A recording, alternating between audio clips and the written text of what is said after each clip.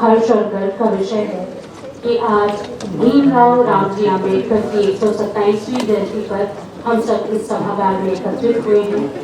एक नाटक के माध्यम से गौतम बुद्ध की यात्रा को और इस तरह की चीजों को दर्शाया जाएगा, लेकिन उसके पहले मैं आमंत्रित करना चाहूंगी मंच पर बीएनए के डायरेक्टर श्री रमेश चंद्र गुप्ता जी को, रश्मि अस्थाना जी को एवं उनके बाद जो दर्शक आना चाहते पुष्पांजलि के लिए उनको सादर निमंत्रित करती हूँ। कृपया मंच पर आए और पुष्पांजलि द्वारा आज के कार्यक्रम का शुभारंभ करें।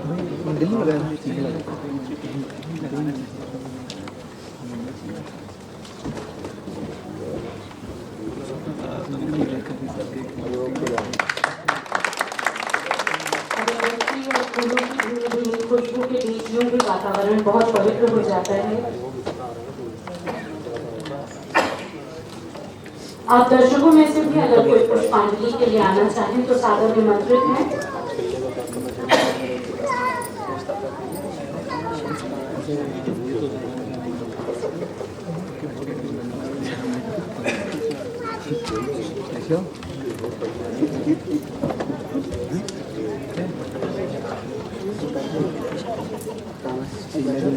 और इससे पहले कि हम आज के अपने नाटक की शुरुआत करें, आपसे ये विनम्र अनुरोध है कि कृपया अपने मोबाइल फोन स्विच ऑफ कर दें या फिर साइलेंस मोड पे डाल दें, क्योंकि हम नहीं चाहते कि कलाकारों की एकाग्रता जरा सा भी भंग हो।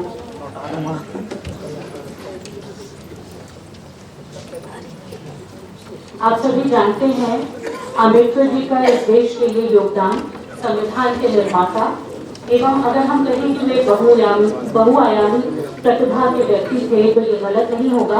उनके व्यक्तित्व के बहुत से कोण हैं। जब हम उन्हें डिटेल में पढ़ते हैं या जानते हैं तो फिर हमें महसूस होता है कि इतनी सारी चीजों को समझते हुए वे आगे बढ़े थे। न सिर्फ संविधान करता, इस देश के पहले कानून मंत्री, वित्त को लेकर भी वे इतने ही सचेत थे, बहुत अच्छे अर्थशास्त्री थे। सोशल रिफॉर्म्स के क्षेत्र में अगर हम बात करें तो उतने ही अच्छे समाजशास्त्री थे।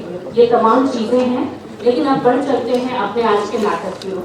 लहरों के राजहंस, आज इसकी परिकल्पना एवं निर्देशन विवेक मिश्रा विष्णु की है और लेखक मोहन राकेश की ये बहुत ही चर्चित रचना है, बहुत ही मशहूर रचना है जिस पर ये नाटक होना है।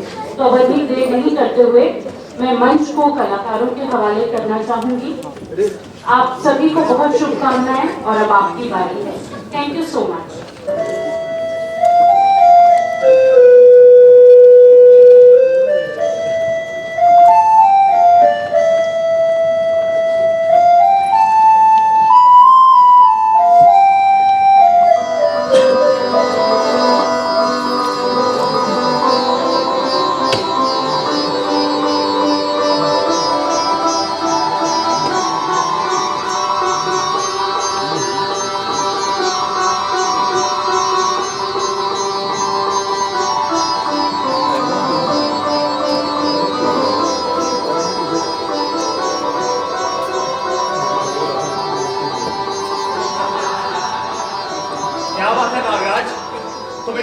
हंसी आ रही है।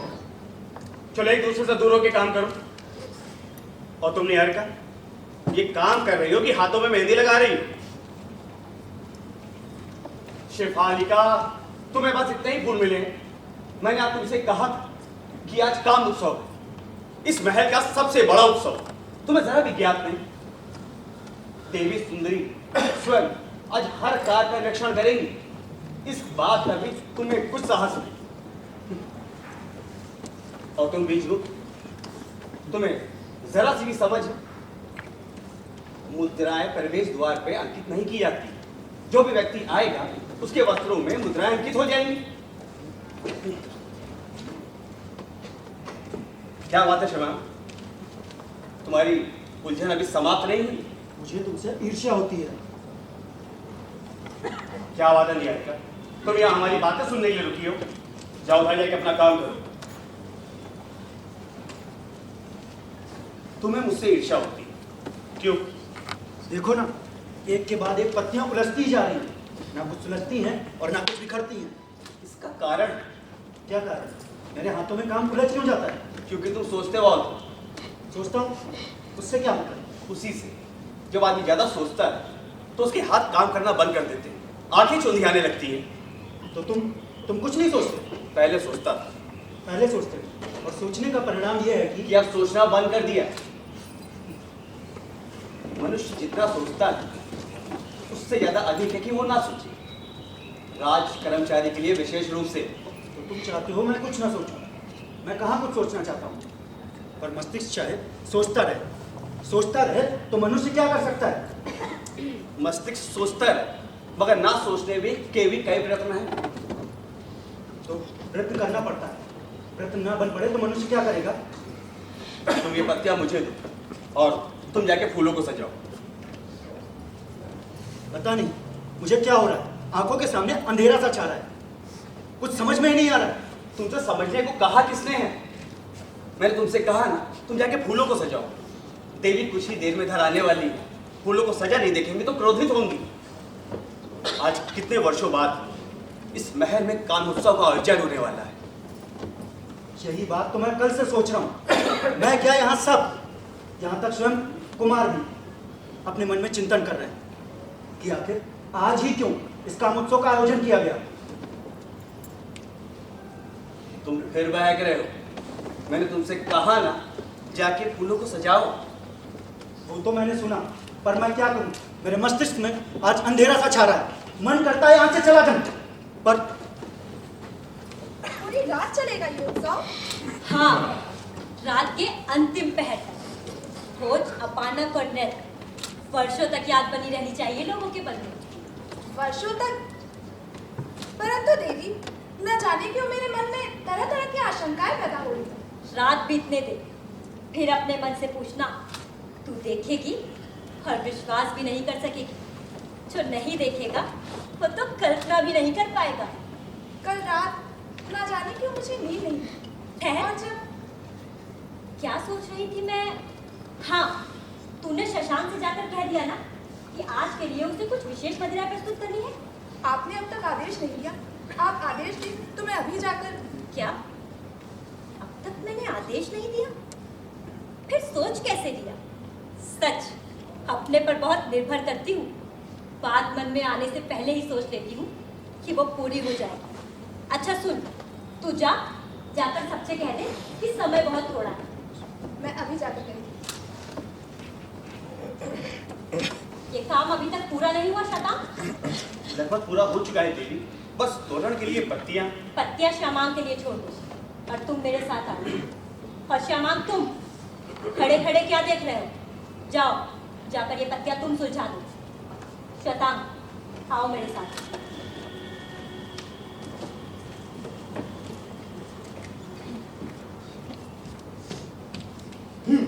पत्तियां श्यामांग के लिए दे दो। पत्तियां श्यामांग से ना सुलझे तो? आज कितने वर्षों बाद यहाँ कामोत्सव का आयोजन हुआ है। जब आम के वृक्ष बोरों से भरे हुए थे, डालियां हाथों को छू जाती थी, तब कामोत्सव नहीं हुआ। पर आज यहाँ कामोत्सव क्यों हुआ? कल देवी यशोधरा भिक्षुड़ी का रूप रख के यहाँ दीक्षा मांगी, पर पता नहीं क्यों मेरे मन में इतना अंधकार सा छा रहा है। मैं क्या करूं, कुछ समझ नहीं आ रहा। इन पत्तियों को मुझे सुलझाना है। एक डोर पकड़ो तो एक छूट जाती है, कुछ समझ में नहीं आता। तू सपने भी देखती है तो ऐसे ऐसे। सूखा सरोवर, पत्रहीन वृक्ष और मन में धूल भरा आकाश। इसका अर्थ है श्यामा, ये काम इस तरह से होता है? तुम उन्हें तोड़ तोड़ कर क्या देख रहे हो कि डोरियां पत्तियों में उलझी हैं या पत्तियां डोरियों में? मैंने तोड़ नहीं रहा हूँ, मैं चेष्टा कर रहा हूँ ये किसी तरह से सुलझ जाए। हाँ, इसी चेष्टा से ये सुलझेंगी। जाओ जाकर ये काम किसी और को सौंप दो और एकांत में बैठकर सोचो कि जब हाथ में कोई काम ना हो तो हाथों का क्या करना चाहिए। जाओ।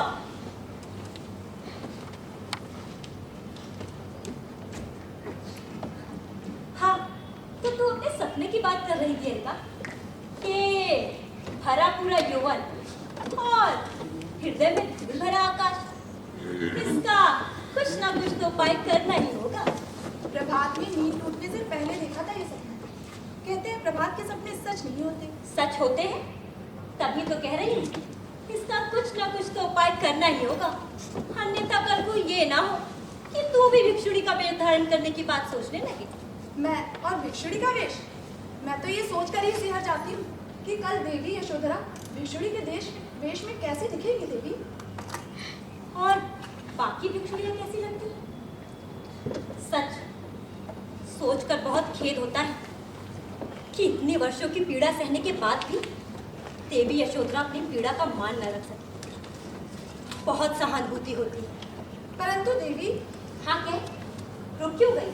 संभव है आज वो उन्हें उस संबंध से नहीं देखती हो। उनके हृदय में जो पीड़ा थी वो राजकुमार सिद्धार्थ को लेकर थी, पर आज जो लौटे वो राजकुमार सिद्धार्थ नहीं, गौतम बुद्ध हैं। राजकुमार सिद्धार्थ आज गौतम बुद्ध बनकर आए। इसका श्रेय तो देवी यशोधरा को ही है। देवी यशोधरा को है? यदि देवी यशोधरा का आकर्षण राजकुमार सिद्धार्थ को बांध पाता तो क्या वे आज भी राजकुमार सिद्धार्थ ही ना होते? ऐसा ना कहे देवी। क्यों? क्या यह सच नहीं है कि राजकुमार सिद्धार्थ क्यों एक रात चुपचाप अपने घर से निकल पड़े थे? क्यों उन्हें घर की अपेक्षा जंगल का आश्रय बहुत आकर्षक जान पड़ा था?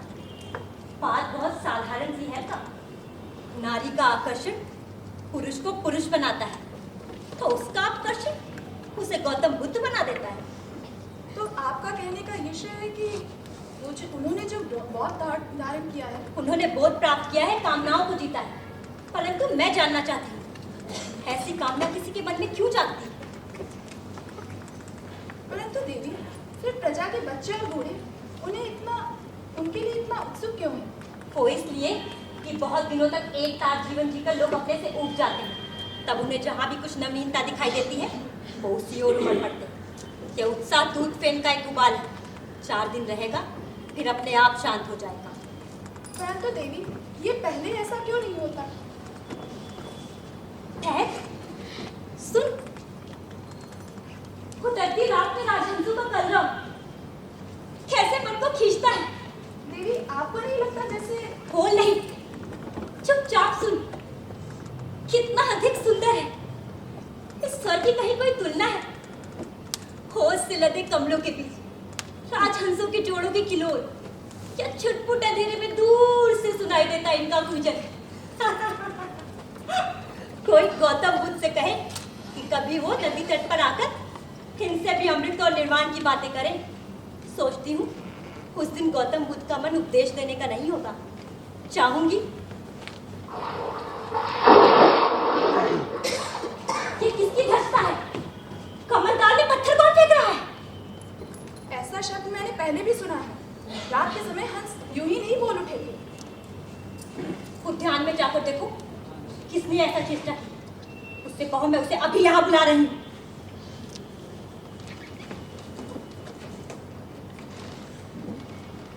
नहीं समझ पा रही कि आज कामोत्सव के दिन किसी का कमरदान में पत्थर फेंकना, राजहंसों को आहत करना, ये आकस्मिक घटना है या जानबूझकर किया गया प्रयत्न? परंतु निर्भर तो इस बात पर करता है कि वो कौन व्यक्ति है जिसने ऐसा प्रयत्न किया है।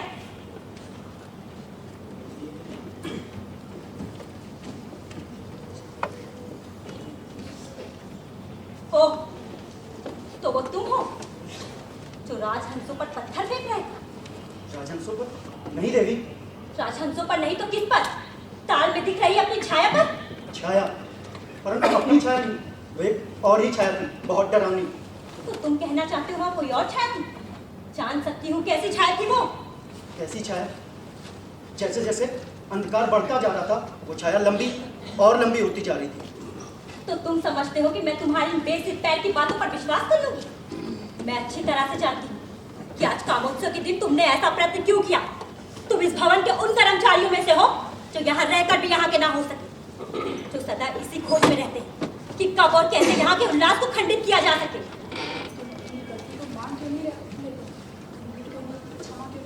अपने अपराध का? जब मैंने पत्थर फेंका नहीं, क्या छाया जो थी उसको हटाना अपराध था? उससे वही बातें क्यों दोहरा रहे हो? अपने अपराध का क्षमा मांग लो। कह दो कि तुम्हारा मन कहीं और था और तुमसे अनजाने में पत्थर फेंक दिया। मेरा मन कहीं और होता तो मुझे वो छाया कैसे दिखती? नहीं, तुम्हारा मन कहीं नहीं। क्या सचमुच तुम्हें छाया ने घेर रखा था? जब तुम यहाँ काम कर रहे थे तभी वो छाया तुम्हारे सिर पर मंडरा रही। मुझे आश्चर्य नहीं है। यदि आज के दिन वो छाया तुम में से किसी पर ना भटकती तो मुझे अवश्य आश्चर्य होता। अब इस छाया से बचाए रखने का एक ही उपाय है कि कुछ समय के लिए तुम्हें दक्षिण के अंधकूप में उतार दिया जाए। नहीं देवी, वहां तुम्हें पूरा अवकाश है। वहां कोई छाया भी तुम्हारे पास नहीं भटकने पाएगी। जो भी द्वार पर हो, शतांग से कहे मैं उसे अभी यहाँ बुला रही हूँ। शतांग अभी तुम्हें तुम्हारे गंतव्य तक पहुँचाएगा। देवी। सुगंधियों की व्यवस्था हो गई? जी देवी। तोरण पर मुद्रा अंकित की जा चुकी है। हाँ देवी। तो तुम्हें एक काम और करना है। तुम्हारा सहयोगी श्यामांग आज एक छाया से पीड़ित, इसे उस छाया से मुक्त करने के लिए इसे दक्षिण के अंधकूप में छोड़ा।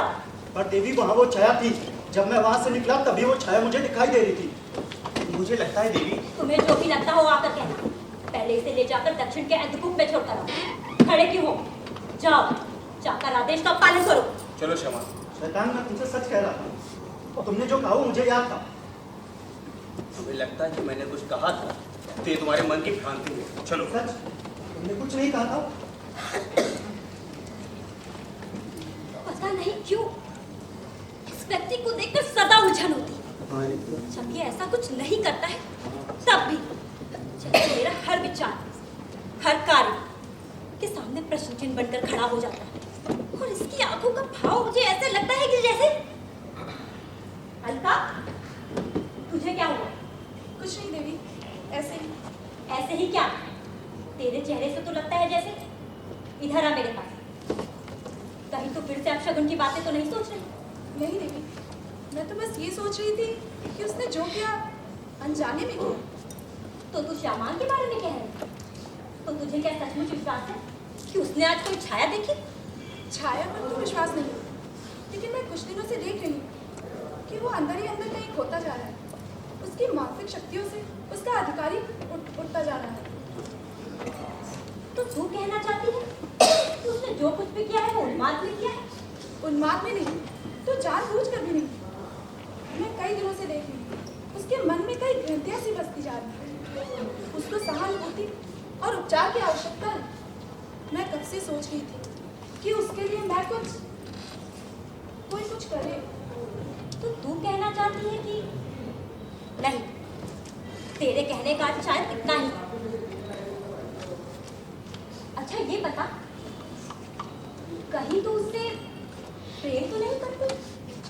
ओह, तू प्रेम भी कर सकती है? तो उस तरह के सपने कैसे देखती थी? और श्यामांग क्या ऐसा करती है जिससे तुझे थोड़ा सोचना होगा। सोचना होगा कि तेरा और उस व्यक्ति का संबंध। परंतु अलका, मुझे अब भी विश्वास नहीं होता तो उसने ये सब कुछ जानबूझकर नहीं किया। अच्छा सुन, ये बता कि तू सच में उसे प्रेम करती है और चाहती है कि उसे इस तरह का दंड ना दिया जाए। तो देख, मैं तुझे निराश नहीं करूँगी। तू जानती है कि मैं तुझे कितना चाहती हूँ, तेरी इस भावना के लिए। परंतु अलका, मुझे अब भी विश्वास नहीं होता कि उसने ये सब कुछ जानबूझकर नहीं किया। अच्छा सुन, तू जाकर शतांग से कहे कि उद्यान में अतिथियों के आसन लगाने से पहले एक बार मुझसे मिलकर बात करना। शतांग जब यहाँ आता है तो मैं उसे श्यामांग के लिए दूसरा आदेश दूंगी। तुम जाओ।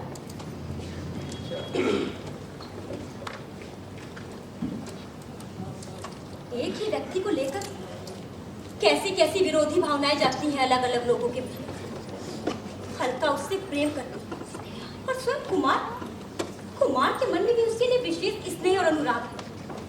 जब भी अकेले होते हैं उसे बुलाकर उसे देर देर तक बातें करते रहते हैं। परंतु मुझे क्यों उससे चिढ़ होती है? मुझे क्यों ऐसा लगता है कि वो एक व्यक्ति नहीं तो आंखों का एक अनचाहा भाव जो सदा इस घर की हवा में घुला हुआ रहता है। और उसकी आंखों से मुझे क्यों इतनी नफरत होती है? क्यों? अब कुछ भी हल्का से कह दिया है तो मुझे ये स्वीकार करना ही है। हाँ, इतना अवश्य देख लेना होगा कि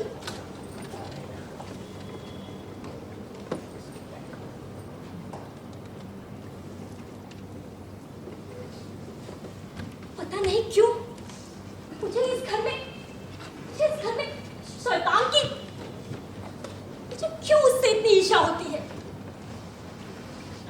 क्यों मुझे लगता है हाँ हाँ कब आए? अभी आया। और मैं कब से आपकी प्रतीक्षा कर रही हूँ।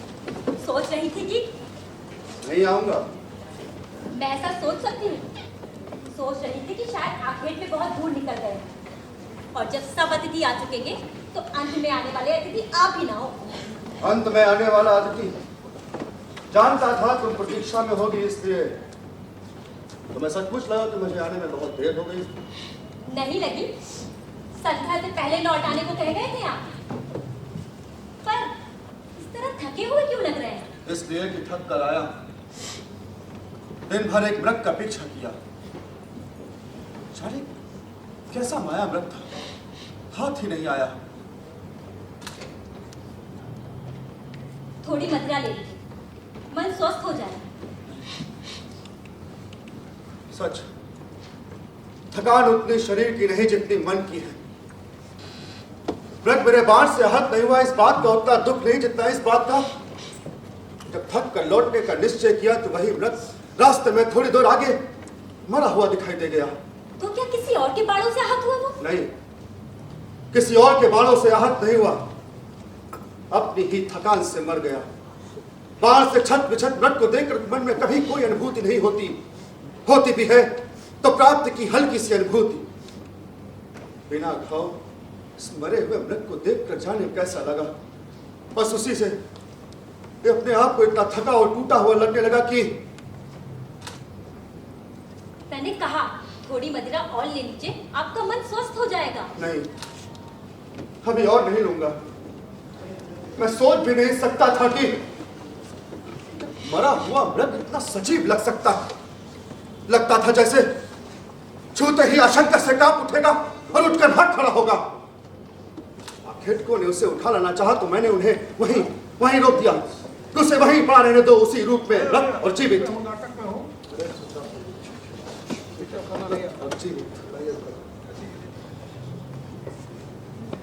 इसीलिए मैंने उसे वहीं पड़ा छोड़ दिया और मैं चला आया।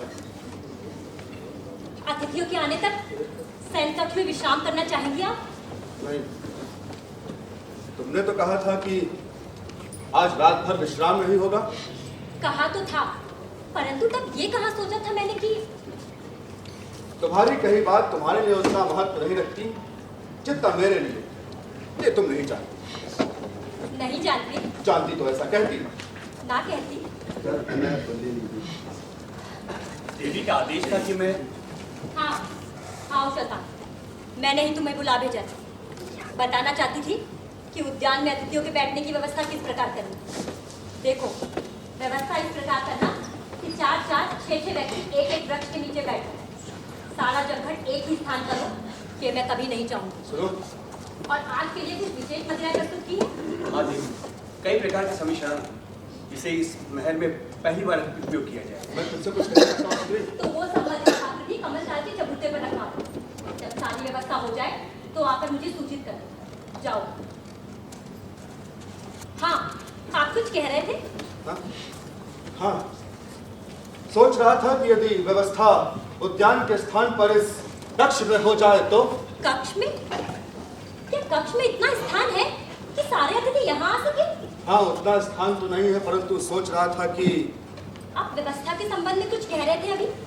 हाँ, सोचता था कि हो सकता है उतने अतिथि नाम आया जिसमें के आने की हम आशा कर रहे हैं।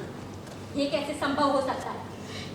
आज तक कभी हुआ है कि कपिलवस्तु के किसी राजपुरुष ने अपने आप को यहाँ से निमंत्रण पात्र कर कृतार्थ न समझा हो और उनमें से कोई एक भी व्यक्ति कभी यहाँ पर समय पर आने से रहा हो? नगर से बाहर रहने के कारण या अव्यवस्था के कारण कोई ना आ सके तो बात दूसरी। मेरा अभिप्राय भी यही था कि हो सकता है कुछ लोगों के लिए ऐसे कारण हो जाए। मैं भी आते समय सोमदत्त और विशाख दत्त के यहाँ स्वयं होकर आया था। आप स्वयं? आपका स्वयं विशेष रूप से उनके यहाँ जाना, उनसे यहाँ आने का आग्रह करना क्या अपमान का विषय नहीं है? मैं विशेष रूप से नहीं गया था देवी यशोधरा से मिलने। देवी यशोधरा से मिलने? लेकिन क्यों? उन्होंने बुला भेजा था। उन्होंने बुला भेजा था? पर क्यों? उनका कहना था कि कल से वे भवन में नहीं रहेंगी, बाहर भिक्षुणियों के शिविर में रहेंगी। इसीलिए क्या? इसलिए आज भवन में अपने सभी बांधवों से मिलना चाहती हैं। हो तो उनके मन का मोह अभी भी छूटा नहीं? बात मोह की नहीं, हो सकता है ऐसा ही हो। तुमने बुलाया तो मैं भी था। और आपने जाकर मेरी ओर से क्षमा मांगी? नहीं, मैंने उनसे कह दिया कि आज तुमने कुछ अतिथियों को बुला रखा है, इसलिए। कुछ अतिथियों को? कामोत्सव की बात नहीं कह सके ना? कहने की आवश्यकता नहीं थी, वे सारी बातें जानती थी। वो जानती थी ना, मुझे पता था कि वो अवश्य जानती होगी। तो क्या कहा उन्होंने? उन्होंने कहा यदि तुम व्यस्तता के कारण ना भी आ सको तो मैं। आत्मवंचन की भी एक सीमा होती है। आज के दिन वो आशीर्वाद देगी, वो भी मुझे। मन में क्या सोचती होगी कि मैं अच्छी तरह से जानती हूँ। तुम्हारे मुख से ये सब बातें। देवी के आदेश का पालन हो चुका है। मैं श्यामांग को। हाँ, श्यामांग का अपराध मैंने क्षमा कर दिया है। अलका सोचती है कि उसने जो कुछ भी किया है वो उन्माद में किया है, इसलिए उसके विषय में दूसरा आदेश ये है कि उसे अभी जाकर वहां से वापस लो और यहाँ उसके उपचार की व्यवस्था करो। जब तक वो ठीक नहीं हो जाता तब तक वो यही रहेगा। अभ्यंतर भाग में कर्मचारियों के जो कक्ष है उन्हीं में से किसी एक में उसे रखा जा सकता है। इससे अलका को उसकी देखभाल करने में सुविधा होगी। तो देवी आज रात के लिए उसे मैंने जो आदेश किया है जाकर उसका पालन करो। जाओ यहाँ से। श्यामांग को क्या हुआ? तुम उसके किस अपराध की बात कर रही थी? आप मुझे उस बात का स्मरण ना दिलाएं। मैं उस बात को भूल जाना चाहती हूँ। उसने ऐसा क्या किया है जिसे अलका उसका उन्माद समझती, जिसके लिए तुमने उसे। कुछ ना कुछ तो किया ही होगा जिसके लिए मैंने उसे दंड देना उचित समझा। और अब जब मैंने उसे क्षमा कर दिया है तो क्या ये बात यहाँ समाप्त नहीं की जा सकती? एक बात समाप्त हो जाती, पर जहां तक प्रश्न उसके उन्माद का था उसकी व्यवस्था भी मैंने आपके सामने कर दी। नहीं कर दी? शैतान को तुमने आदेश दिया, मैंने सुना, सुनकर ही पूछ रहा हूँ। तुम जानती हो श्यामांग भवन में एक ऐसा अकेला कर्मचारी है जिससे आपको विशेष स्नेह और अनुराग है, जिससे बात करके आपको विशेष सुख मिलता है, जिसकी बातों में आपको अपने अंतर्मन की छाया झलकती दिखाई देती। जानती हूँ। न जाने तुम उस व्यक्ति को क्यों अनुदार की दृष्टि से देखती हो। जहां तक सवाल श्यामांग का है। श्यामांग, श्यामांग, श्यामांग! क्या उस व्यक्ति को छोड़कर किसी और विषय पर चर्चा नहीं की जा सकती? बुरा मान गई? नहीं, तो मैं फिर ऐसी छोटी बातों का बुरा नहीं मानती। क्यों हो रही है उस तरह? किस तरह हो रही है? ये तो मैं ही बता सकता हूँ। जो तुम्हारे चेहरे का दर्पण। रहने दीजिए, मुझे ये सब अच्छा नहीं लगता। परंतु ये बात मेरी नहीं, तुम्हारी कही हुई। तुम्हें याद नहीं? मुझे इस समय कुछ भी याद नहीं। तो तुम्हें ये भी याद नहीं कि आज तुमने कामोत्सव का आयोजन किया है और तुम्हारे कुछ अतिथि अभी आने वाले हैं। कुछ अतिथि? आप बार बार ये क्यों कहना चाहते हैं कि सब अतिथि नहीं आए? सोमदत्त और विशांत क्या इस बात से लज्जित नहीं हुए कि आप स्वयं उनके यहाँ कहने गए? वे लज्जित है इसलिए कि वे आज नहीं आ पाएंगे। नहीं आ पाएंगे? इसीलिए। पर क्यों? उन्होंने क्षमा मांगते हुए कहला भेजा था कि आज आने में असमर्थ है। मैंने बात तुम्हें बताना उचित नहीं समझा, सोचा कि एक बार जाने से शायद वो इधर आ जाए। पर आपने इसकी चर्चा तक करना मुझसे आवश्यक नहीं समझा। आपने बताया होता तो मैं आपको कभी किसी के यहाँ जाने देती। और वैसे मेरे उत्साह में लोग अनुरोध करने से आए, इससे अच्छा है कि उनका ना आना। और एक या दो व्यक्तियों के आने ना आने में अंतर ही क्या पड़ता है? आपने कभी ये नहीं सोचा कि मुझे कैसा लगेगा?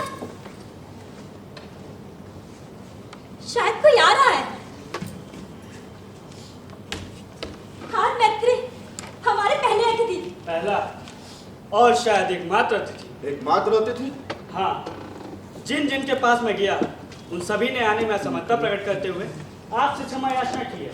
रवि दत्त, अग्नि वर्मा, नील वर्मा, विशाल सहवाल आदि सभी ने। पद्मकांत रुद्रदेव, लोहिताक्ष और शालिमित्र? लोहिताक्ष और शालिमित्र से मैं मिलने नहीं गया। पद्माकांत रुद्रदेव जी ने भी यही कहा कि मैं आपको उनकी ओर से क्षमा मांगू। परंतु इन सब के वहां जाने की आवश्यकता क्यों पड़ी आपको? क्या आप पहले से जानते थे कि ये लोग नहीं आएंगे? इसका उत्तर तो आपको कुमार दे सकते हैं। देवी, क्या इन सब ने आपको पत्र भेजा था कि ये लोग नहीं आएंगे? सबने तो नहीं, पर इनमें से कुछ लोगों ने भेजा था। और आपने मुझे बताना उचित नहीं समझा? मैं तुम्हारे उत्साह में बाधा नहीं डालना चाहता था। मैं सोचता था कि एक बार जाकर कहने से। कितना मान होता ना मेरा कि जो लोग जाकर कहने से आते, मुझे उनका इस घर में स्वागत करना पड़ा। देवी, मैं तो इधर एक बात सोच रहा था। मैं सोच रहा था कि यदि कामोत्सव का आयोजन आज के स्थान पर कल किया जा सके। और मैत्रे, काम उत्सव कामना का उत्सव है। ये मेरे अंतर की कामना है। इसकी पूर्ति मैं अपने अंतर में भी कर सकती हूँ। इसके लिए बाहर का उत्साह इतना महत्वपूर्ण नहीं लगता जितना कुछ लोग समझ रहे हैं। देखो, इस तरह व्यवस्थित नहीं होते। मैं अव्यवस्थित नहीं हो रही हूँ। किसी का कोई भी षड्यंत्र मुझे अव्यवस्थित नहीं कर सकता। षड्यंत्र इसमें कुछ भी नहीं है। षड्यंत्र नहीं है तो क्या है? षड्यंत्र की प्रेरणा कहाँ से मिली, ये मैं अच्छी तरह से देख पा रही हूँ। और मैं आज्ञा चाहता हूँ कुमार, और अधिक देर रुककर मैं राजकुमारी के उद्योग का कारण नहीं बनना चाहता। ठहरो मैत्रेय, ये सोचना चाहिए कि देवी के उद्योग का वास्तविक कारण। अपने उद्योग का वास्तविक कारण मैं स्वयं हूँ। मैं किसी को अधिकार नहीं देना चाहती कि वो मेरे उद्योग का वास्तविक कारण बने। आज मैत्रेय यदि जानना चाहते तो उनसे कह दीजिए कि वो चले जाए। वो जिन जिन कर वहां होकर आए हैं उनके यहाँ एक बार और होते हुए जाए। उन सबसे जाकर कह दे कि वो मेरे यहाँ आने के लिए किसी कल की प्रतीक्षा ना करे, क्योंकि अब वो कल कभी नहीं आएगा उनके लिए। कभी नहीं, कभी नहीं, कभी नहीं। ठहरो सुंदरी, ठहरो। अब मैं आज्ञा चाहता हूँ कुमार। ठहरो मैत्रेय, मैं समझ सकता हूँ, चलता हूँ। तुम कुछ नहीं समझ सकते मैत्रेय, तुम कुछ नहीं समझ सकते। मैं स्वयं कुछ नहीं समझ सकता, तो भला तुम कैसे समझ सकते हो?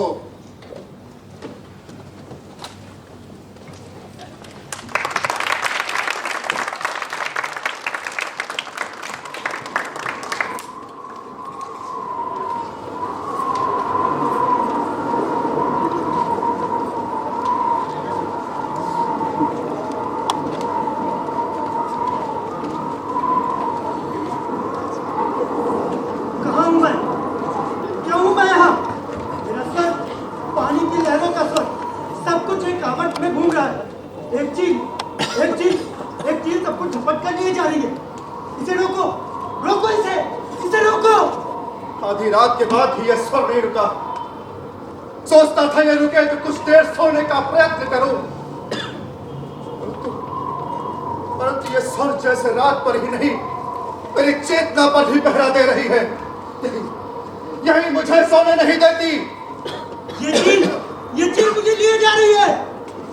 जाने कहा, इसे रोको। नहीं, रोको इसे। चील रही है ये, नहीं ये चील रही है। ये एक छाया, काले अंधेरे कूप में भटकती छाया, अकेली। अच्छा है तुम सो रही हो। तुम जाग जाती तो कहती कि स्वर को रोक दिया जाए, परंतु किसके आदेश से रोकता मैं? अंधकूप में पानी नहीं है।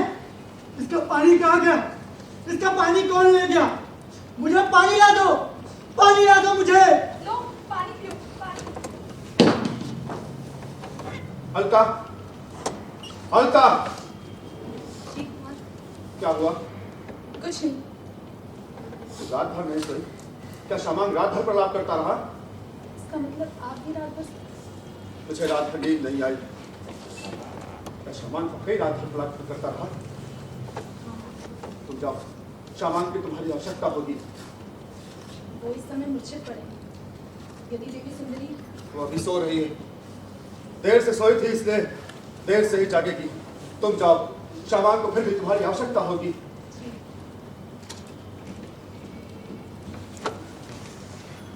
बीत जाता है सब कुछ। आशंका तभी तक रहती है जब तक कि वो भी अनागत में होता है। कितना विक्षोभ था इसके मन में सोने से पहले। कुछ भी तो नहीं देखा था इसने। क्या कहां गिर गया, क्या कैसे टूट गया। कैसा कैसा लग रहा था उस समय। परंतु इसका विक्षोभ भी तो अस्वाभाविक नहीं था। पहले दिन भर उत्साह की थकान, उसके बाद अतिथियों के नाने की निराशा। परंतु उसे सोचना चाहिए था। इसकी निराशा को समाप्त करने का ही तो मैं प्रयत्न कर रहा था। समझ नहीं आता कौन सा उन्माद अधिक भयानक है, वो जो चेतना की ग्रंथियों को तोड़ देता है, या फिर वो जो उसमें एक नया ज्वार ले आता है। को देखते ही अवसाद की धुंध न जाने कहां छट सी जाती है। शायद उन्माद की एक और स्थिति है जो मुझ में है। कुछ है जो मेरी चेतना पर कुंडली मारे बैठी, जो मुझे अपने से मुक्त नहीं होने देती। पर मैं उससे मुक्त होना चाहता हूं। मैं क्या सचमुच उससे मुक्त होना चाहता हूं? क्यों मैं कभी अपने आप को यह स्पष्ट नहीं कर पाता? उस समय तुम क्रोध में थी तो कितनी उग्र, कितनी कठोर, कितनी प्रखर लग रही थी। इस समय सो रही हूं तो कितनी निर्मल, कितनी कोमल, कितनी अबोध लग रही। बिल्कुल उस मृग की तरह जिसे कल मैं वन में पड़ा छोड़ आया था। जब तक कुछ की कहता दौड़ रहा था वो भी कितना प्रखर लग रहा था। परंतु उसके बाद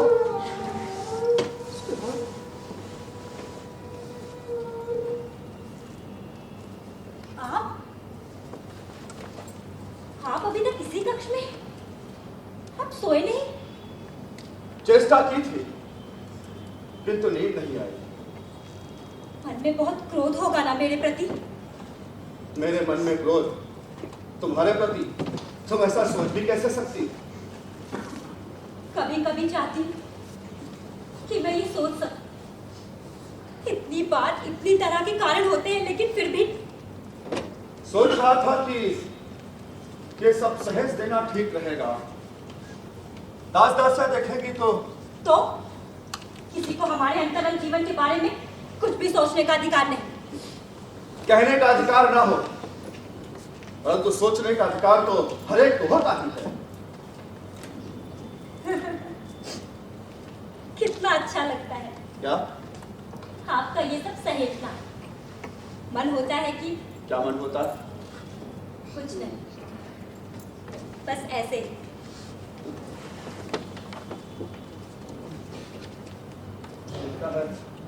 प्रभात होता है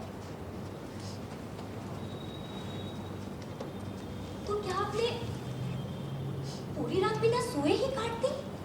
इससे क्या होता है? क्या सोने के लिए और रातें नहीं आएंगी?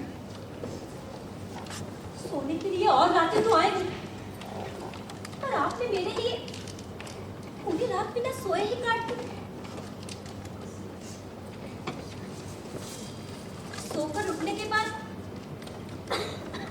चेहरा कैसा लगता है? कैसा लगता है? जैसे इसमें कांति है ही नहीं।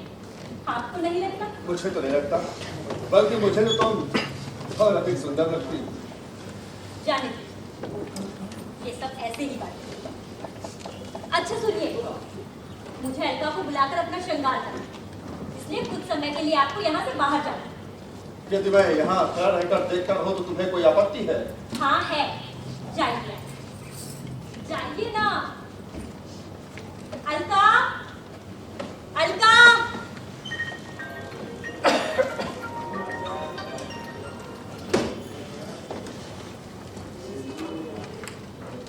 बेबी, निहारिका तुम? अलका कहाँ है? अभी बाहर गई है। कह रही थी अगर आपको कोई आदेश हो तो मैं। परंतु गई कहाँ है? कह रही थी कबीराज से कुछ पूछने जा रही है, तो कल रात भर। अच्छा अच्छा, मुझे अपने श्रृंगार के लिए अलका की आवश्यकता है। तुम जाओ, तुमसे ये काम नहीं होगा। यदि आप आदेश दें तो मैं जाकर। नहीं नहीं, तुम रहने दो, तुम जाओ।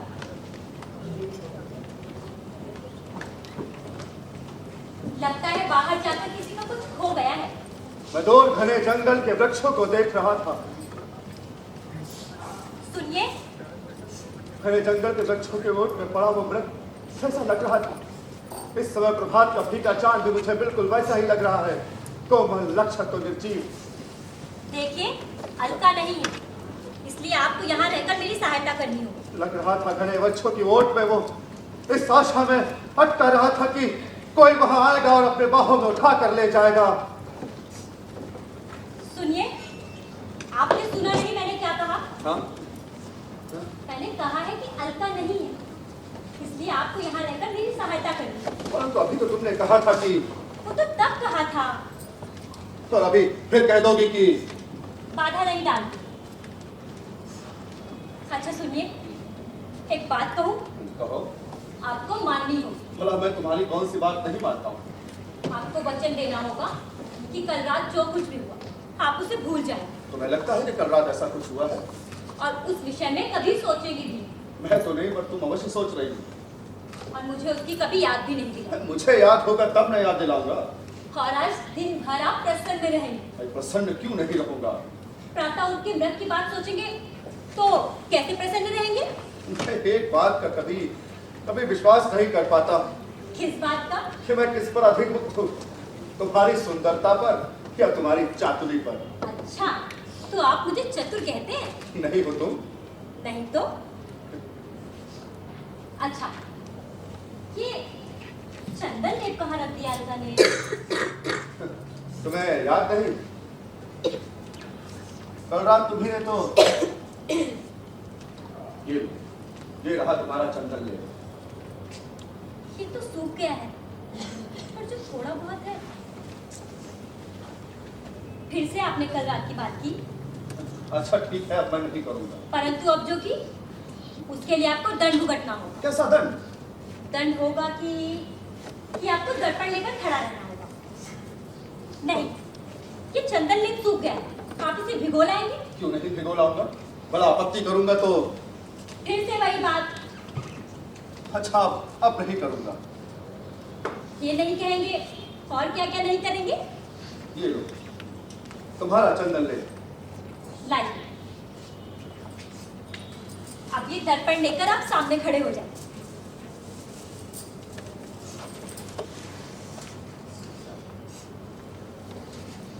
जानते हैं लोग क्या कहते हैं? क्या कहते हैं? यही कि आपका विवाह एक यक्षिणी के साथ हुआ है। तो इसमें झूठ क्या कहते हैं? झूठ नहीं है, सच है ये। भाई तुम यक्षिणी हो या नहीं ये तो मैं नहीं जानता, पर तुम मानवी नहीं, क्योंकि ऐसा रूप किसी मानवी का नहीं हो सकता। मानवी का नहीं हो सकता? आपने देखा है मानवी का रूप? अच्छा, अब आप दर्पण लेकर खड़े रहिए, मुझे विशेषक बनाना है।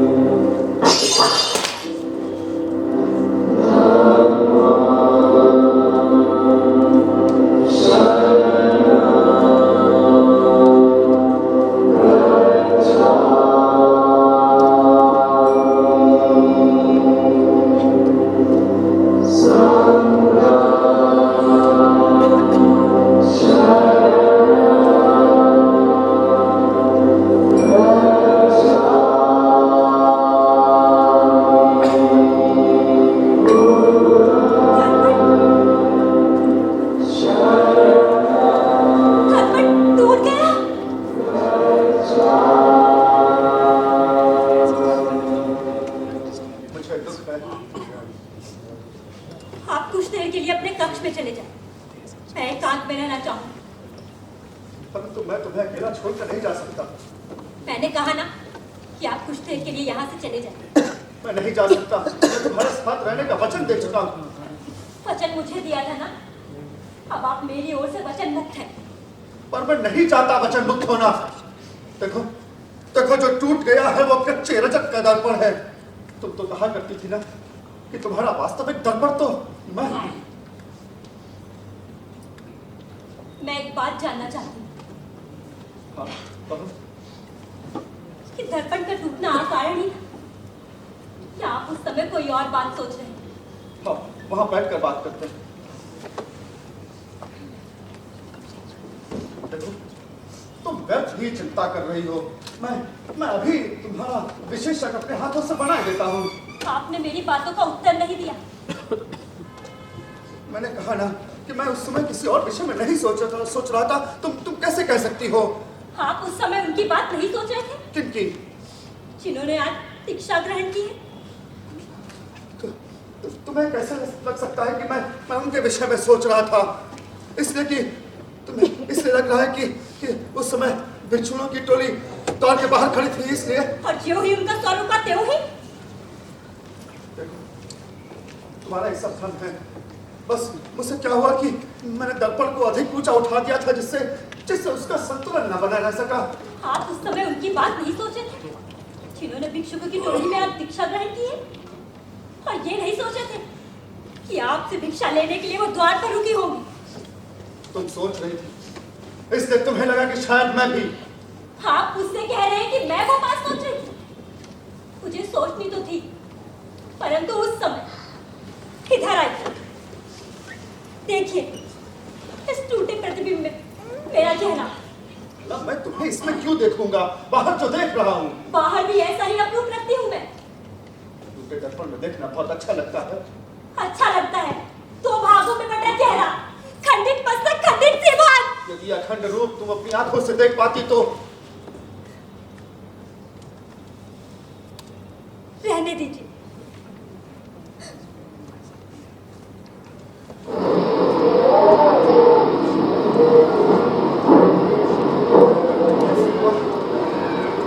ये ऐसी हवा एकाएक कैसे चलने लगी? हवा भी किसी से कुछ कर देती है क्या? परंतु ये साधारण हवा नहीं है। ध्यान से सुनो। जितने आकस्मिक ढंग से यह हवा चली थी, उतने ही आकस्मिक ढंग से विलीन हो गई। और उसके बाद ये कुट-कुट का शब्द। हवा से डरे हुए समुद्र में क्या पहले कभी नहीं बोले? लेकिन ये साधारण हवा नहीं है। क्या तुम्हें इसमें कुछ भी असाधारण नहीं लगता? मेरा मन साधारण बातों में असाधारण अर्थ नहीं ढूंढता। नहीं, ये साधारण हवा नहीं है। और किसी के दौड़ने की आवाज, किसी दौड़ने का स्वर है। कोई भी हो सकता है, अब तो बस। देवी, कुमार, अलका, तो इस तरह घबराई हुई क्यों लग रही? श्यामा ठीक तो है? वो तो मूर्छित पड़ी। मैं आपसे कुछ और कहने आई हूँ। इसके अतिरिक्त और कौन सी बात है जो इस समय करना शेष थी? देवी, मैं बाहर से आ रही थी तो मैंने देखा एक भिक्षु मूर्ति भिक्षा के लिए खड़ी हुई। उसने 2 बार भिक्षा याचना भी की और फिर सहसा लौट पड़ी। मैंने उजाले में देखा तो वो और कोई नहीं, स्वयं गौतम बुद्ध थे। तुमने देखा? स्वयं गौतम बुद्ध द्वार पर भिक्षा लेने आए थे। मैं और किसी को पहचानने में भूल कर सकती हूँ, पर उन्हें नहीं। मैंने खुद देखा। उन्होंने 2 बार भिक्षा याचना भी की और फिर भी जब उनके पात्र में कोई कुछ डालने ना आया तो वो सहसा लौट पड़े। मेरा मन हुआ उन्हें रोकूं, पर आपके आदेश के बगैर कैसे? तू जाल का अच्छा किया जो तूने आकर सूचना दी। द्वार पर आकर कोई लौट जाए तो उसके पीछे जाने की आवश्यकता नहीं। तुम कल रात भर सोई नहीं, तुम जाकर विश्राम करो। परंतु देवी, इसके अतिरिक्त और कुछ पूछना शेष है? जाओ यहाँ से।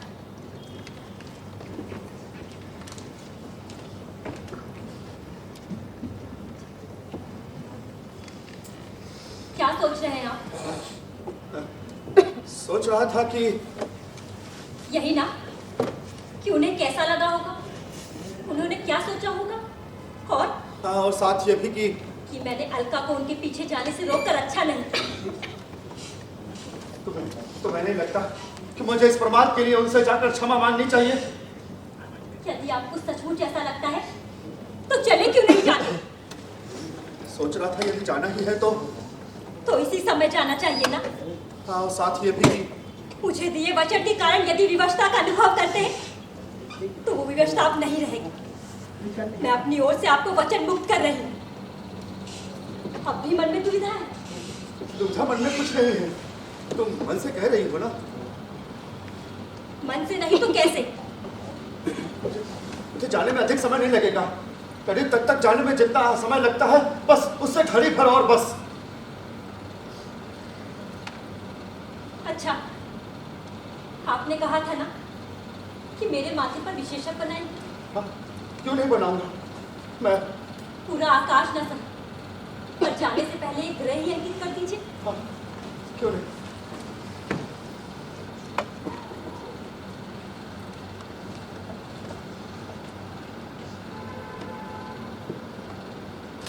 कौन सा ग्रह है ये? सूर्य। तो सूर्य का शेष परिवार लौट के आने के बाद अंकित करेंगे ना? हाँ, क्यों नहीं, परंतु ये तो कुछ ही क्षणों में सूख जाएगा और मुझे लौट कर आने में। मैंने कहा ना कि मैं निरंतर भिगोकर इसे गीला रखूंगी। आपके आने तक इसे सूखने नहीं दूंगी। सब कुछ कह दोगी पर ये नहीं कहूंगी कि मुझे लौट कर जल्दी आ जाना चाहिए। कल रात भर आप सोए नहीं ना? तो अगर देर से लौटेंगे तो आज भी जानने का डर दूंगी। रात में सोना चाहेंगी तो भी सोने नहीं दूंगी। उसके अतिरिक्त भी आपको नींद आएगी तो फूलों से कान सहलाकर जगा दूंगी। देखो, यदि तुम्हारी इच्छा नहीं तो मैं इस समय ना जाकर। मैंने कहा कि मेरा इच्छा नहीं। अब मन में जो भी आया है वो करना होगा। बात आई है तो आपको यहाँ से जाना ही होगा। देखो, तुम जो चाहती हो वही होगा, जैसा तुम चाहोगी वैसा ही होगा।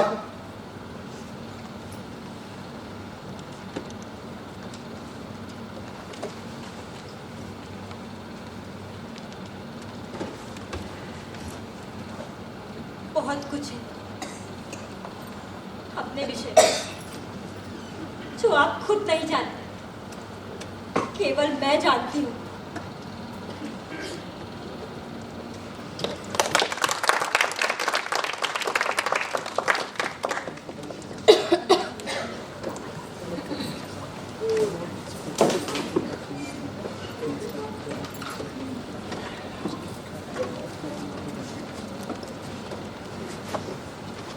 अलका, मुझे अब भी विश्वास नहीं होता कि राजहंस कमलताल से मुंह तक चले गए। मन ये भी मानने को तैयार नहीं होता कि उन्हें यहाँ से कोई चुरा कर ले जा सकता है। यहाँ तो ऐसा साहस कोई नहीं कर सकता। संभव उनके आहत होना ही उनके चले जाने का कारण। होने को तो कोई भी कारण हो सकता है। संभव है यही कारण है। रात बहुत हो, आप कुछ देर विश्राम नहीं करेंगे? और सारा दिन किया ही क्या है विश्राम की? अच्छा, ये आपका मैं सुबह दिन तक आपके पैरों में। मैंने कहा ना नहीं, तू हर बात को लेकर इतना हट क्यों करती है अलका? कुमार लौट आए हो तो क्या आप ऐसे ही लेते हैं? इसलिए कह रही हूँ उनको आने में अभी और समय लगता है। तब तक आप विश्राम।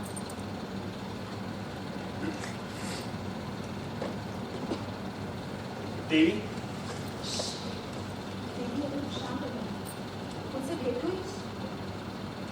नहीं, ये तो पता चला होगा ना कि उन्हें आने की जिस समय वहां पहुंचे तथाकथित इतने लोगों से घिरे हुए थे कि उनके पास जाने का मौका ही नहीं मिला। बहुत देर इंतजार किया फिर भी नहीं जा सके। इतनी बात तो कुमार वहां से उसके आने को पर साहस ना कर सके। फिर अंत में उनके पास गए, उन्हें प्रणाम किया और अपना आतिथ्य स्वीकार करने के लिए। और तथागत ने स्वीकार कर लिया? नहीं, उन्होंने कोई उत्तर नहीं दिया। वो आज इतने अप्रस्थित थे कि दूसरी बात बिना कहीं चुपचाप हंस उठ के आने लगे। तथागत ने उन्हें रोका नहीं? कह क्या नहीं रोका, किंतु सिर्फ दृष्टि से उनकी ओर देखते रहे और अपने पीछे आने को कह के बिहार में चले गए। बिहार में कितना समय रहे हो उनके साथ? कितना ही समय, सुना है उन्होंने धर्म का उपदेश दिया। तथागत ने भिक्षु आनंद से कहा कि वो उन्हें दीक्षित कर दे। दीक्षित कर दे? हाँ, और वो दीक्षित हो गए। उन्होंने दीक्षित होना स्वीकार कर लिया? नहीं, उन्होंने विरोध किया, किंतु उन पे आरोप लगाया गया कि वो कामासक्त होने के कारण ऐसा कर रहे हैं। तो उसकी दृष्टि से तथागत की ओर देखते रहे, उनके केश काटे गए। तथागत ने उन्हें भोग अभोग, कामना कामना के बारे में बताया। उन्होंने कोई जवाब नहीं दिया, वो एक टक उन्हें देखते रहे। तो विष्णु ने उन्हें अपना कारावास दिया और उन्हें लेने से अस्वीकार कर दिया। मैंने सोचा था कि आज मैत्री से मिलूंगा, उनसे इस विषय के बारे में बात करूंगा, परंतु क्या? आज मैत्री भी आज दीक्षित हुई। मतलब देवी की आज्ञा मिल जाए तो मैं स्वयं कुछ सैनिकों को ले जाकर कुमार को दूंगा। नहीं, इस संबंध में उनसे इस समय बात करना उचित नहीं। फिर क्या सोचते? देवी को ना बताना भी आयत का साबित हो सकता है। अच्छा तुम मैं कभी देवी से बात करूँ।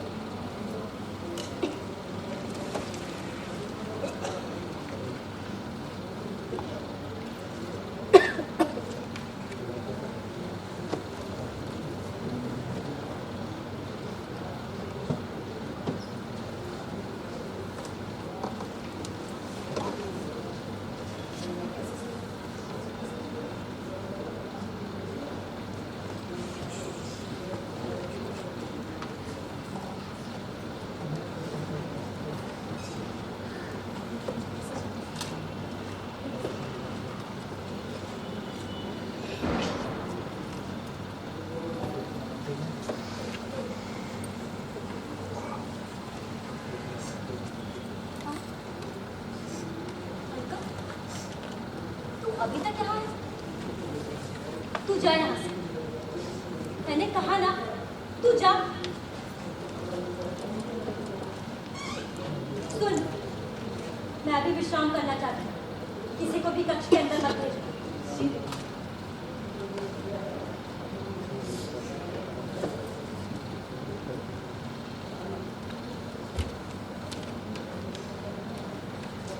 आओ भिक्षु, बैठने के लिए आसन मंगवा दूं? नहीं, मुझे बैठना नहीं। यह है मेरा घर, मेरी पत्नी का कक्ष, वो है मेरी पत्नी सुंदरी। एक स्थान सुंदर है, कक्ष बहुत ही सुंदर है। स्थान के अतिरिक्त और भी बहुत कुछ है देखने के लिए, वो नहीं देख पा रहे। संभव है उसे देखने के लिए जो दृष्टि चाहिए, दृष्टि तुम्हारे पास नहीं। तुम्हें ये कहने से अगर सुख मिल रहा है तो मैं तुम्हें इससे वंचित नहीं करूंगा। तुम बहुत उद्विग्न हो। जानता हूं, सारा समय तुम छाया की तरह मेरे साथ, बिहार से लेकर यहां तक मैं आशा थी कि मैं कहीं और जाऊं, लौट कर घर नहीं आऊंगा। घर देखने की इच्छा भी शायद तुमने इसीलिए प्रकट की थी कि तुम्हें शंका थी कि मैं तुम्हें यहां लेकर आने में संकोच करूंगा, परंतु देख रहे हो मुझे कहीं कोई संकोच नहीं है।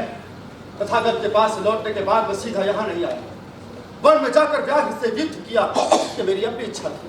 उसके बाद ही मैं यहाँ नहीं आया, ये मेरी अपनी एक और इच्छा थी। निसंदेह तुम्हारी अपनी इच्छा, परंतु तुम्हारी ऐसी इच्छा हो सकती है, इसका अनुमान तथागत को था। वो देख रहे थे कि तुम्हारा मन कितना अशांत है, इसलिए तुम कहीं भी जा सकते हो, कुछ भी कर सकते हो। मैं छाया की तरह तुम्हारे साथ था, क्योंकि तथागत का आदेश था। तथागत के आदेश के विषय में मैं कुछ और नहीं सुनना चाहता भिक्षु। उनके आदेश से तुमने मेरे केश काट दिए। भाई के सम्मान के कारण मैंने बलपूर्वक विरोध नहीं किया।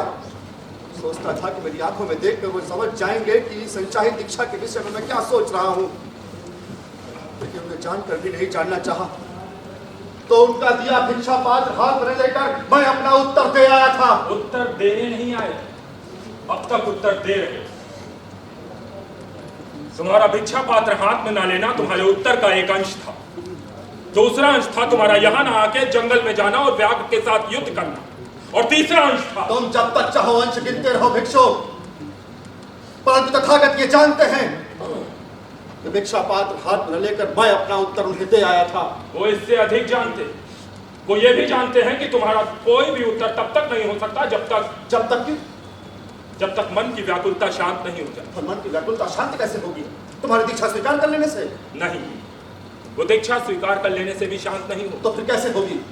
ये तुम मुझसे नहीं, अपने आप से पूछ रहे। बातों को उलझाओ नहीं भिक्षु।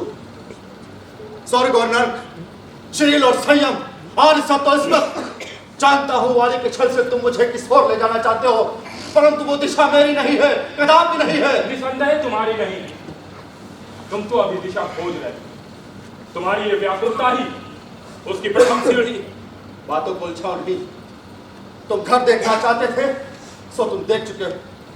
उस ओर मेरा कक्ष है और इस ओर उद्यान। मैं घर देखना चाहता था न, उद्यान या कक्ष नहीं। तुम्हारे पास सब कुछ है, लेकिन घर नहीं, जहां तुम्हारी आत्मा विश्राम कर सके। मुझे विलंब हो रहा है, अब मुझे चलना चाहिए। चलते चलते यही कामना करूंगा कि जल्द से जल्द तुम्हें वो आश्रय मिले जहां तुम्हारी आत्मा विश्राम कर सके। खैर भिक्षु, जाने से पहले मैं तुमसे एक प्रश्न पूछना चाहता हूं। मुझसे प्रश्न पूछना चाहते हो, लेकिन तुम्हारे सभी प्रश्नों का उत्तर मेरे पास नहीं। तुम्हारे सभी प्रश्नों का उत्तर अगर किसी के पास है तो वो स्वयं नंद। बातों का और खेल खेलने के लिए मैं तुम्हें नहीं रोकूंगा। मेरे रुकने का तो प्रश्न ही नहीं है नंद। मैं जा रहा हूं। और याद रखो, तुम जिस व्यक्ति को रोकना चाहते हो वो व्यक्ति कोई और ही है नंद, वो व्यक्ति कोई और ही है। बातों को उलझाते क्यों हो भिक्षु? कौन है वो व्यक्ति? कौन है वो व्यक्ति जिसे मैं नहीं जानता? अच्छा है तुम चले गए, रुकते तो जानता हूं क्या कहते। तुम उस व्यक्ति को नहीं पहचानते नंद, मुझे आश्चर्य है, परंतु तुम्हारी आंखों को देखकर लगता नहीं कि आश्चर्य आश्चर्य व्यंग है, उपहास है। नहीं, अभी और नहीं लूंगा। भिक्षु, तुम्हारी मुस्कुराती हुई भौएं जिससे यह न कह सके कि तुम स्मृति में डूब क्यों नहीं जाते, स्मृति को मदिरा की स्मृति में डुबो क्यों नहीं देते नंद?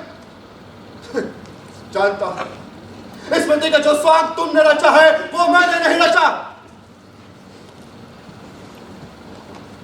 अच्छा है कि आते ही तुम्हारे प्रश्नों का सामना नहीं करना पड़ा। मैंने कहा था मैं शीघ्र वापस आ जाऊंगा, लेकिन नहीं आ सका। इससे तुम्हारी आंखों में जो व्यंग भरता, शायद मैं उसका उत्तर तुम्हें नहीं दे पाता।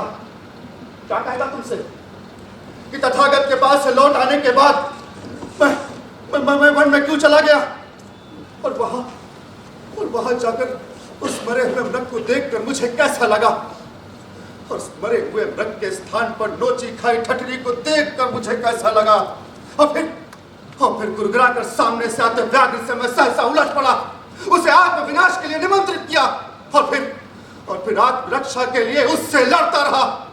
आत्म विनाश और आत्मरक्षा, इन दो प्रवृत्तियों के बीच में किस प्रकार जिया हो, इसका अर्थ मैं अब तक नहीं समझ पाया। या फिर मेरे मन का विद्रोह था, बिना विश्वास किसी के विश्वास को अपने ऊपर ओढ़े जाने के लिए, या फिर मैं इतना सत्वहीन हो गया था कि भिक्षु आनंद के कर्तनी उठा लेने पर भी मैं बलपूर्वक चिल्ला नहीं सका।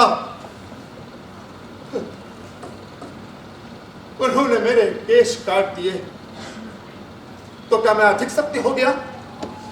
मेरी जीभ काट देते, हाथ पांव काट देते तो क्या मैं और अधिक शक्ति हो जाता? भ्रांति वस्तुता किसे है, उन्हें या मुझे? उन्होंने कहा मैं नहीं हूं, तुम नहीं हो, वो नहीं है। हम सब उंगलियों से आकाश में बनाए गए एक चित्र मात्र है, जिनका होने न होने से भिन्न नहीं होता। परंतु मैं पूछता हूं, जब होना न होने से भिन्न नहीं है तो मेरे केश क्यों काट दिए? और अगर काट भी दिए तो कुछ ही दिनों में फिर हो जाएंगे।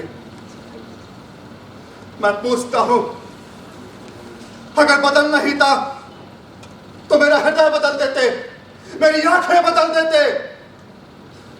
मेरे हृदय में तो तुम्हारे लिए अभी भी वही अनुराग है, मेरी आंखों में तुम्हारे रूप की अभी भी वही छाया है। तुम्हारा विशेषक सूख गया है। मैं ऐसे अभी कौन कौन कौन है इस कक्ष में? कल रात भर स्वस्थ नहीं था, इसीलिए शायद भ्रम हुआ। भ्रम नहीं, यथार्थ। लौट आए? नहीं, लौटते वो नहीं आए। लौट कर जो आया वो कोई दूसरा व्यक्ति है। दूसरा? तो तुम कहना चाहती हो जो लौट कर आया हो व्यक्ति दूसरा? उन्होंने हठपूर्वक मेरे केश काट दिए, मैं पहले से और अप्रूप दिखने लगा हूं। तो क्या इतने मात्र सही व्यक्ति एक से दूसरा हो जाता है? मुझे कुछ समझ में नहीं आ रहा। मैं कुछ देर बिल्कुल अकेले रहना चाहती हूँ। मुझसे भी तेरी यही कहना चाहती हो तुम? आपसे भी अकेले क्या मैं इस समय नहीं हूँ? मुझसे तेरी, क्या तुम सचमुच मुझसे अकेली हो? व्यक्ति अकेला और किस तरह होता है? तो तुम कहना चाहती हो कि? नहीं, मैं कुछ नहीं कहना चाहती। परंतु मैं कहना चाहता हूँ, कल से लेकर अब तक जो कुछ हुआ वो सब कुछ तुम्हें बताना चाहता हूँ। इसका अनुमान तुम मेरे बाहर के रूप को देखकर नहीं लगा सकती। बाहर और अंदर में अंतर है, ये मैं देख पा रही हूँ। परंतु बहुत कुछ है जो तुम नहीं देख पा रही हो। मेरे घावों को देखकर तुम्हें इतना अनुमान तो हो गया होगा कि तथागत के पास से लौट आने के बाद सीधा यहाँ नहीं आया, वन में जाकर व्याघ्र से युद्ध किया। उसके बाद मैं सीधा यहाँ नहीं आया। चाहता था कि कुछ देर अकेला रह सकूं, इतना अकेला किसी की छाया भी मेरे आसपास न भटक सके। परंतु ये मेरी इच्छा पूरी नहीं हुई। एक छाया निरंतर मेरे आसपास भटकती रही। उसके अतिरिक्त जाने कितनी छायाएं थी जो मेरे पास थी, परंतु जो सबसे निकट छाया थी वो थी तुम। देखो, लौट कर इसीलिए आया था कि अन्यथा नहीं आते ना। जानती हूँ मैं। तुम कुछ नहीं जानती हो, केवल विश्वास करना चाहती हो कि तुम जानती हो। कैसा है ना वो वास्तविकता जिसके विषय में मैं बिल्कुल कुछ भी नहीं जानती। तुम किस अर्थ की बात कर रही? वही जिसे आप छुपाना चाहते हैं, परंतु आपके इस प्रश्न से वो आज चुप नहीं जाएगा। जान सकता हो कौन सा अर्थ है, वो कौन सा वास्तविक अर्थ है? मैंने सोचा था कि वो अर्थ इससे थोड़ा अधिक होगा, लेकिन जितना आप मुझे बताना चाहते हैं ये सचमुच बहुत थोड़ा है, बहुत थोड़ा। हाँ हाँ हाँ, उससे थोड़ा थोड़ा थोड़ा अधिक है। अब जब तुम वो जान ही गई हो तो... जान अब नहीं गई हूँ, सदा से जानती रही हूँ कि जितने साधारण लोग होते हैं उतनी साधारण आप भी हो। जितनी आसानी से वो सब प्रभावित हो सकते हैं उतनी ही आसानी से आप भी प्रभावित हो सकते हैं। परंतु अंतर केवल इतना सा ही है कि वो लोग एक बार प्रभावित होते हैं और आप बार बार प्रभावित हो सकते हैं। आशंका मेरे मन में तब भी थी जब मैंने आपको यहाँ से भेजा था, परंतु मेरे मन में कहीं ना कहीं एक विश्वास भी था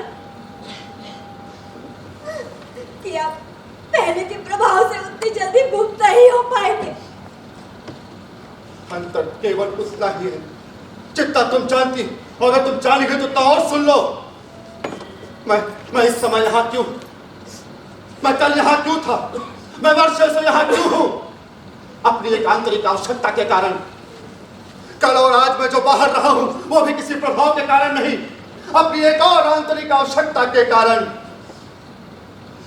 मैं जानता हूँ कि मैं यहाँ पूरा जीने के लिए नहीं हूँ, और यह भी कि यहाँ से कटकर जीने के लिए भी नहीं हूँ। कहाँ, कितना, किस बिंदु पर जीने के लिए हूँ, इसका उत्तर मैं आज तक अपने आप को नहीं दे पाता। मैं जानता हूँ तुम्हें ये सब सुनना सहन नहीं, और इसलिए सहन नहीं है क्योंकि तुम समझती हो कि तुम ही वो केंद्र हो जिसके वृत्त में मैं नक्षत्र की तरह ढूंढता हूं, परंतु मैं तो वो टूटा हुआ नक्षत्र हूं जिसका कहीं कोई केंद्र नहीं है, जिसकी कहीं कोई धुरा नहीं है। मैं तो चौराहे पर खड़ा हुआ वो नंगा व्यक्ति हूं जिसे सभी दिशाएं लीन लेना चाहती हैं, तो जिसके पास उड़ने के लिए अपना आवरण नहीं है। मैं जिस दिशा की ओर अपने पैर बढ़ाता हूं वो दिशा अपनी धुला से जगमगाई जाती है और मैं पीछे हट जाता हूं। उनके पास था तो मन यहां के लिए व्याकुल था, अब तुम्हारे पास हूं तो मन वहां के लिए व्याकुल है, क्योंकि यहां हो या वहां सब जगह मैं अपने आप को एक अधूरा सा अनुभव करता हूं, क्योंकि तुम हो या वे, कोई भी मेरी इस वास्तविकता को स्वीकार नहीं कर सकता, क्योंकि इस रूप में हो या उस रूप में अब मैं अपने आप को झुठला कर नहीं जी सकता, क्योंकि मैं ये भी हूं और मैं वो भी, इनमें से कोई एक नहीं, जैसा कि तुम सब अलग अलग विश्वास करना चाहते हो कि मैं हूं। और कुछ नहीं है ना कहने को आपके पास? और मैंने सोचा था कि जो आप इससे बताना चाहते हैं वो अर्थ इससे अधिक जरूर होगा। नहीं, अब और कुछ नहीं है मेरे पास। कह दीजिए ना, बात पूरी नहीं कह पा रहे ना? मेरा अंतर्तंत्र कुछ नहीं, मैं स्वयं कुछ नहीं, मैं तो केवल क्या? तो विश्वास नहीं करना चाहिए। मुझे विश्वास है कि इसका अर्थ केवल उतना ही है जितना तुम समझ सकती, और उतने से आकार का व्यक्ति यदि कोई जीवन में बिंदु खोजना चाहे तो कितना चल सकता है? कितना अन्यथा इतना सा भी तो नहीं। तुम कितने बिंदु खोजे आज तक तुमने? जाओ कुछ और बिंदुओं को खोजो। कितने शब्दों में ढापा है उन बिंदुओं को। जाओ कुछ और शब्दों को ढूंढो, परंतु अंत में कहाँ रह जाते हैं तुम्हारे वे सब शब्द? कहाँ चले जाती है तुम्हारी वे सब बिंदु? फिर भी तुम क्यों बने रहते हो वही वही वही?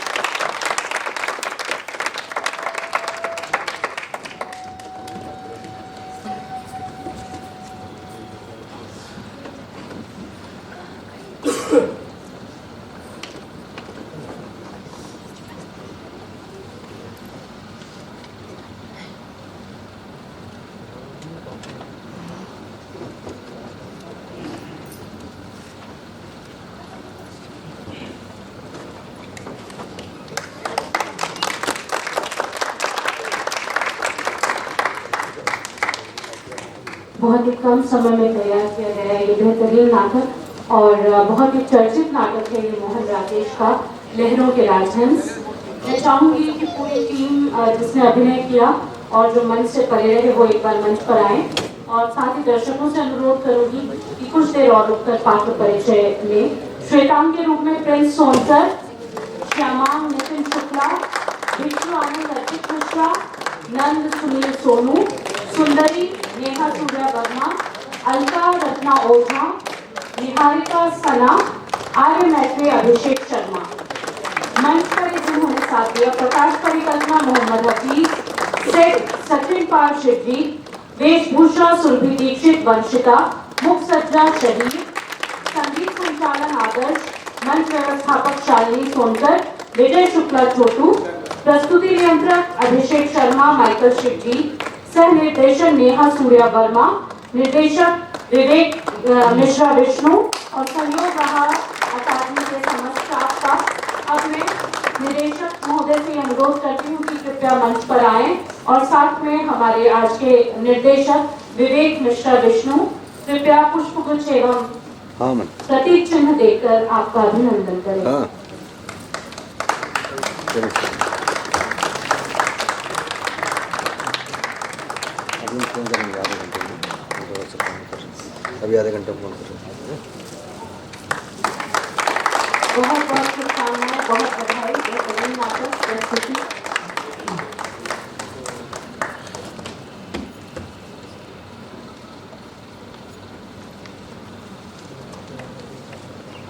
इसके साथ ही मैं बुलाना चाहूंगी सुंदरी के रूप में नेहा सूर्या वर्मा और नंद के रूप में सुनील सोनू। अभिनय आपका रहा और चाहूंगी कि निदेशक महोदय 2 शब्द कहें इस अभिनंदन के बाद। बहुत ही सुंदर अभिनय।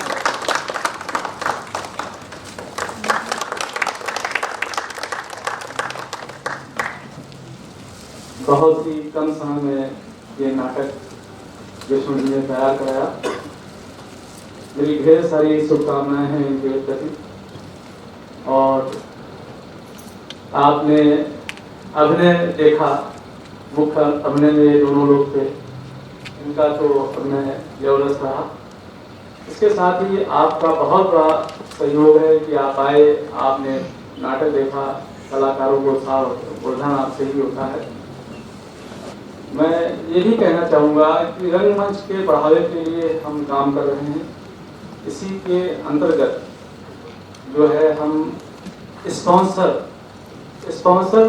सब लोग कहते हैं कि भारतीय नाटक अकादमी में स्पॉन्सर नहीं होता, लेकिन है, ये हमारे बाइलाज में है कि किसी भी अच्छे नाटक को हम यहाँ स्पॉन्सर करें, किसी भी अच्छे कला के प्रेमी या कला के विशेषज्ञ को यहाँ बुलाएं और उसका व्याख्यान कराएं। ये हमारे बाइलाज में।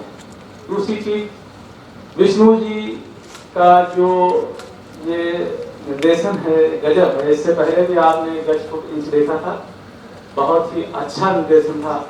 अभिनय भी इनकी टीम का बहुत जबरदस्त है। मेरी ढेर सारी शुभकामनाएं हैं आप सभी को। धन्यवाद कि आपने इतना समय।